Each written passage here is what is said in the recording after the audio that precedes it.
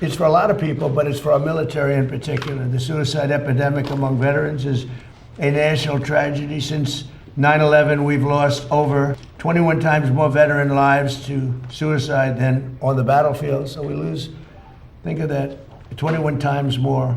And today we're bringing them new hope. I think you're going to see a big difference and a big reduction in that number. I want to thank Secretary of Health and Human Services, Robert F. Kennedy Jr., who's a fantastic, where are you, Bobby? Over here.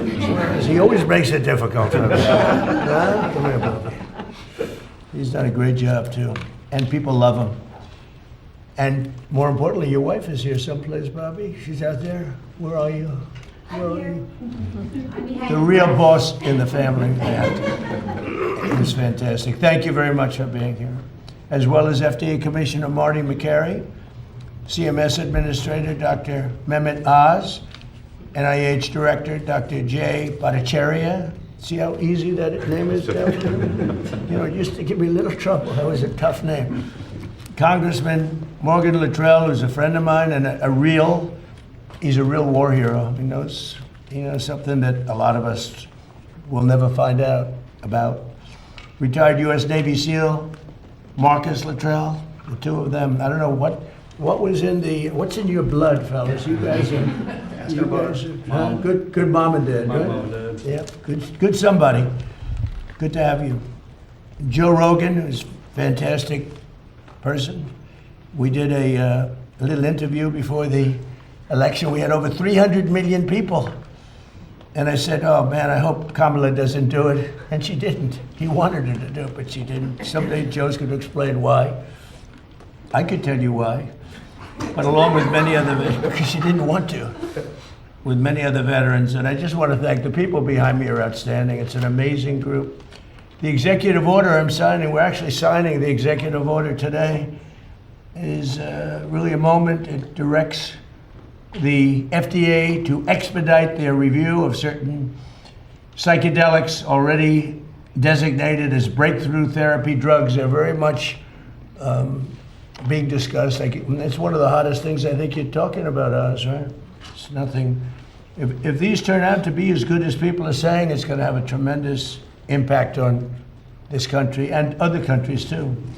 These treatments are currently in the advanced stages of clinical trials to ensure that they're both safe and effective for the American patients. And the nice part is we're actually doing this early, but it has been going on. Research has been going on for quite some time. But you know, usually with things like this, nothing ever happens, no matter how the research ends up. But we're changing that. This order will clear away unnecessary bureaucratic hurdles, improve data sharing among the FDA and the Department of Veterans Affairs, and facilitate fast rescheduling of any psychedelic drugs that become FDA approved. And we think many of them will go very quickly. And I have to say the most favored nations pricing that I established, has been knocking the cost of drugs down by 50, 60, 70, 80%.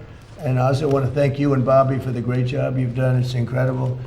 The press refuses to write about it. I think it's probably as big as what we're talking about today. The drug costs are going down and by the way, Trump RX, which is the way you go to get your very low cost drugs. But when you think in my first term, for 28 years, drug prices went up, and I got it down 1/4 or 1/8%. I was so proud of myself. It's the only one that in 28 years got them down. And I had a news conference to explain how great I was. I said, I'm the greatest there ever was. I got it down 1/8%. Okay? I was very proud because it only went up. For 28 years, it went up. Now I got it down a little bit. And now I got it down 50%, 60%, 70% with these guys. So now I am, But nobody wants to write about it. But it doesn't matter because the people have found out and they're getting, we're the highest, we were the highest in the world by far.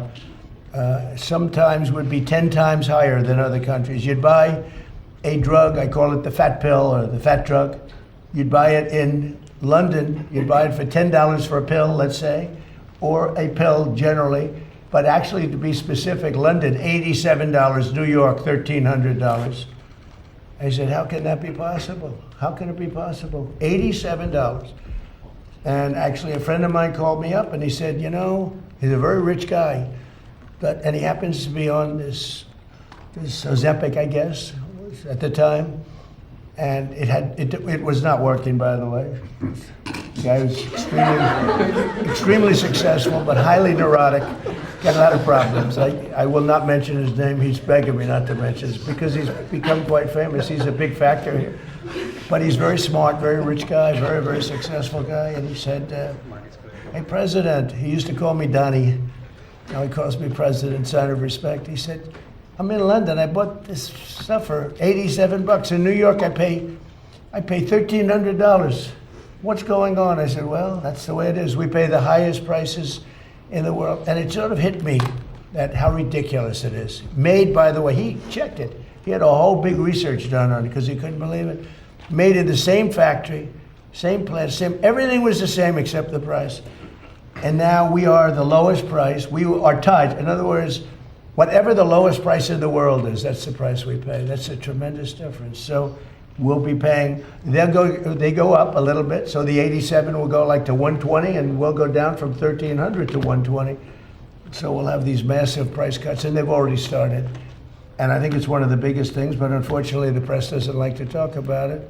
But because if I were a Democrat, it would be headlines all over the place. But so I do that. That's why I like live television, actually.